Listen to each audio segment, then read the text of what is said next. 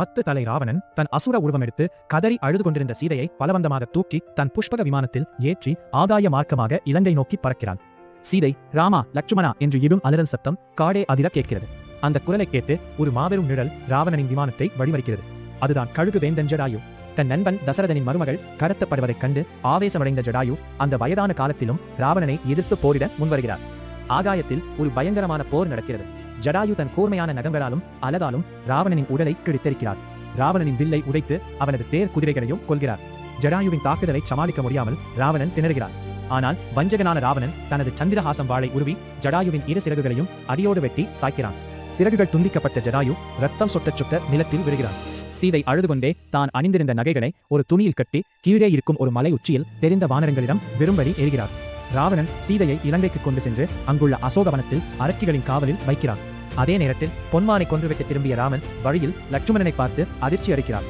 இருவரும் பதற்றத்துடன் குடிலுக்கு ஓடி வருகிறார்கள். அங்கு சீதை இல்லாததைக் கண்டு ராமன் நிலை குலைந்து போகிறான். சீதா சீதா என்று காடே அதிரும்படி அலறி துடிக்கிறான். ஒரு சாதாரண மனிதனை போல செடி கோடி மரங்களிடம் எல்லாம் என் சீதையை பார்த்தீர்களா என்று கேட்டு அழுது கொண்டே தேடுகிறான். தேடி அலைந்த ராமரும் லட்சுமணனும் இரத்த வெள்ளத்தில் உயிருக்கு போராடி கொண்டிருந்த ஜடாயுவை பார்க்கிறார்கள். முதலில் ஜடாயுவை ஒரு அரக்கன் என்று நினைத்து ராமன் அம்பு எடுக்க ஜடாயு மெல்லிய குரலில் ராமா நானும் தந்தையின் நண்பன் ராவணன் தான் சீதையை தெற்கு நோக்கி தூக்கிச் சென்றான் என்ற உண்மையை சொல்கிறார்.